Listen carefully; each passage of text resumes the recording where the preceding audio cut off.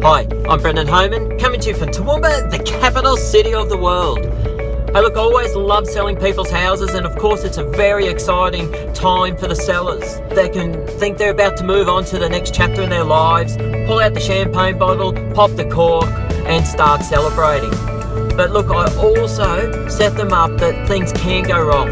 And just because we've got a contract does not mean it's 100% sold. 8 out of 10 of them go through really smoothly. But you always get a couple now and again where things can go wrong.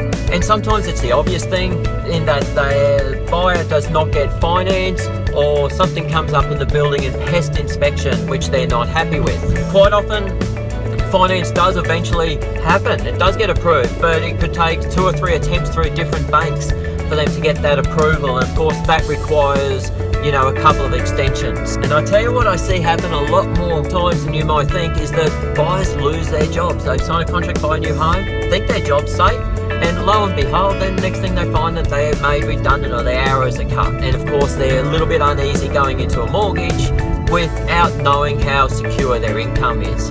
I guess where I'm coming to from this is that once we've sold the seller's home, they think they're moving on to the next chapter. So they rush out, start looking at houses ready to buy. And look, that's all well and good, and you should do that so that, you're prepared for the move. But it's just make sure that you go ahead and you do protect yourself.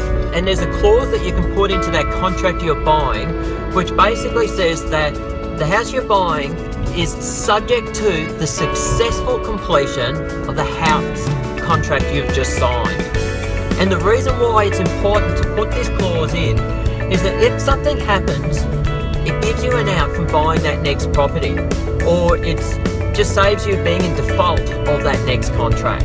In all situations, I always say explain your situation to the agent so they can put the relevant clauses in, and then before you do sign that contract, show it to your solicitor. And you should always do that just to make sure that you're 100% covered, and that if for some reason the unforeseen does happen, that you've got an out and you're not obligated to that purchase. If you've got any questions on this, of course, always ask me. I'm Brendan Homan from Remax Property Shop. Have a great day.